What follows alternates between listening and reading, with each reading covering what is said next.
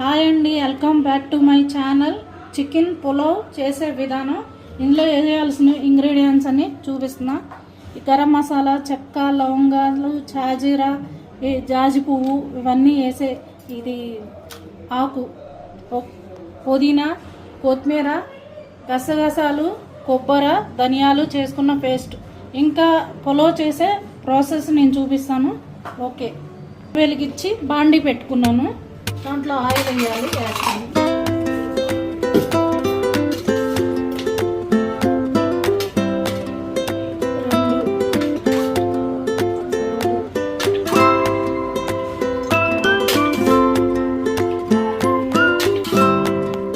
ఇందులో కొంచెం ఆయిల్ ఎక్కువ పట్టుద్దండి, చికెన్ పులావ్ కదా. నేను కొంచెం 5 స్పూన్స్ వేసుకున్నాను. ఈ నూనె హీట్ ఎక్కిన తర్వాత ఈ చెక్క లవంగాలు వేసుకోవాలి. ఆయిల్ హీట్ ఎక్కింది, మసాలా దినుసులు వేసుకున్నాం. అవి కొంచెం వేగాయి, ఉల్లిపాయ, పచ్చిమిర్చి వేస్తాం.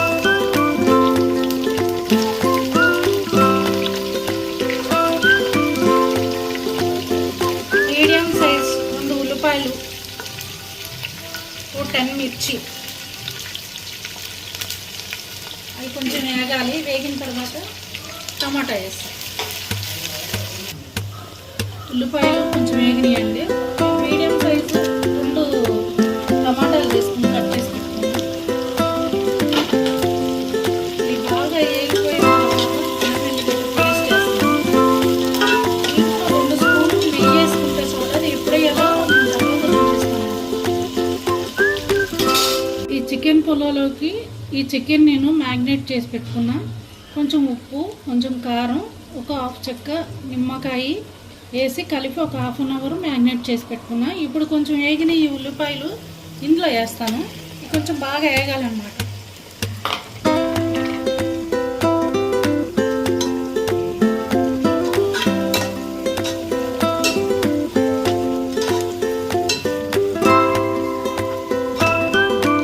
దీంట్లో వేగిందండి. ఇప్పుడు అల్లం వెల్లుల్లి పేస్ట్ ఒక 2 స్పూన్ వేస్తాను.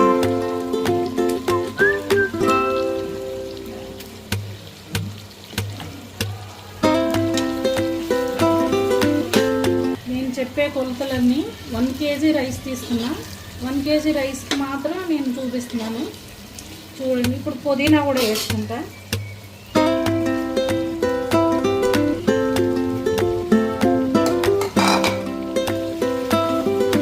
పుదీనా ఒక 2 గుప్పుల వరకు వేసుకుంటాను. ఒకసారి ఇది పుదీనా మగ్గిపోవాలి. ఇలా వేగిందండి. దీంట్లో కొంచెం ఉప్పు, కారం వేస్తాను నేను. అదేంటి పొలంలో ఉప్పు కారం వేస్తారా అని అనుకుంటారేమో. నేను ఒక ½ స్పూన్ కారం వేస్తాను అంతే. ఫస్ట్ మసాలాస్ ఉన్నాయి కదా, దీని రుచికి తగ్గ ఉప్పు వేసుకోవడం. మనం ఎంత తింటామో అంతే వేసుకోవాలి. ½ స్పూన్ ఫస్ట్ గరం మసాలాలు ఉన్నాయి కాబట్టి కొంచెం వేస్తాం. ఇది పొలం కదా, కొంచెం కారం వేస్తేనే టేస్ట్ బాగుంటుంది. ఇది కొబ్బరి, గసగసాలు నేను నూనె పెట్టుకున్నాను, వేసి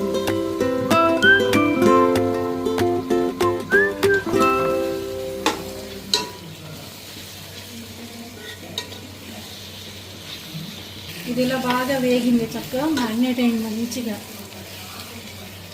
ఇప్పుడు 2 స్పూన్స్ నెయ్యి వేస్తాను. అంటే ఎక్కువ వేసుకోకూడదు పొలంలో, ఓన్లీ 2 స్పూన్స్. జస్ట్ ఫ్లేవర్ కోసం వేస్తాను అంతే. కొత్తిమీర ఓ చిన్న మీడియం సైజు కట్ట తీసుకున్నాను నేను.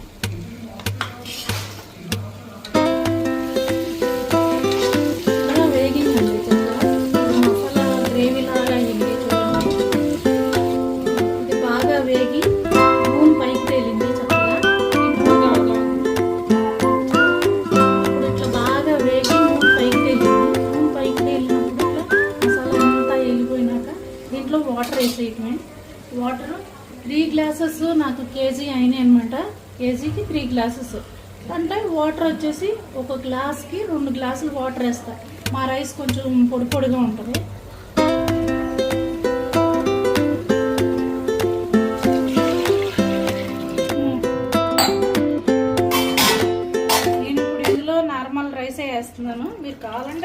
బాస్మతి రైస్తో కూడా చేసుకోవచ్చు.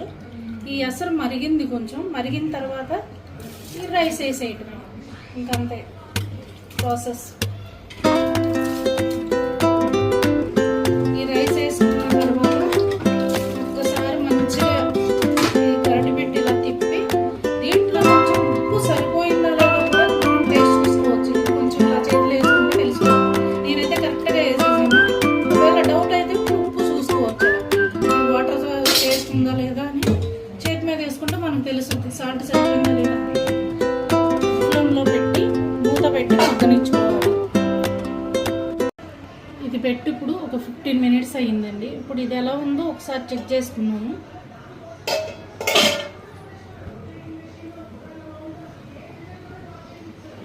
ఇట్లా పొడి పొడిగా ఉండాలండి. ఓకే, ఇది రైస్ మగ్గిపోయింది. ఒక 2 మినిట్స్లో తీసేస్తారు. ఇలా అవ్వాలి. రైస్ పొడి పొడిగా ఉండాలి, అంటుకోకుండా. చెమ్మలాగా ఉన్నట్టుంటే మీరు ఇంకొంచెం మగ్గనియటం అంతే. 2 మినిట్స్ మగ్గనిచ్చేసి నేను ప్లేట్లో తీసుకుని సర్వ్ చేసుకుంటానండి. చికెన్ పులావ్ రెడీ అయిపోయిందండి. ఇక నేను స్టవ్ ఆఫ్ చేసేసుకుంటా.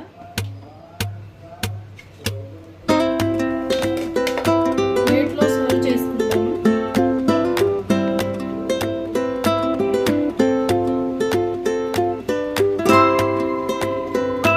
ఎంతో టేస్టీగా ఎమ్మీగా ఉండే chicken pulao ready. Chicken pulao ready. ఇది రైతాలో తినొచ్చు, చికెన్ కర్రీలో తినొచ్చు, మీరు ఎలా అయినా తినొచ్చు. ఇది టేస్ట్గా ఉంటుంది. ఒక్కసారి మీరు టేస్ట్ చూడండి, మీరు కూడా సేమ్ చేసుకోండి. నేను ఎలా చేశాను అన్ని ఆ విధంగా చేసుకుంటే, ఈ వీడియో కనుక మీకు నచ్చినట్లయితే ఒకసారి చేసుకుని నాకు కామెంట్స్లో పెట్టండి. ఈ వీడియో నచ్చితే మీకు like and share, subscribe my channel.